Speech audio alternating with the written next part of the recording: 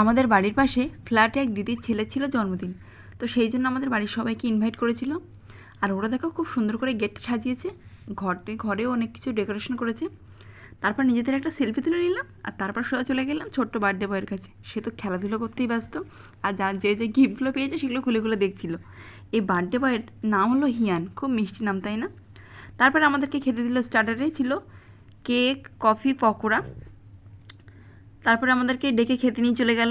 Main কোর্সে ছিল fish finger, salad, fried rice, chicken কষা, চাটনি, পাঁপড়, পায়েস আর রসগোল্লা। আর সেটা ছিল আইসক্রিম আর হাজমোলা। রান্নাবান্না কিন্তু খুবই ভালো হয়েছিল। আর এটা ছিল একটা বাড়িতে একটা ঘরোয়া অনুষ্ঠান। আর তোমাদের যদি মিনি ব্লগটা ভালো লাগে তবে দেরি কেন, চ্যানেলটি সাবস্ক্রাইব করে পাশে থাকো। আর আজকের ভিডিও কিন্তু এই পর্যন্ত।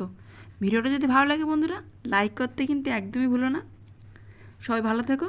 আজকের মতো টাটা সবাইকে।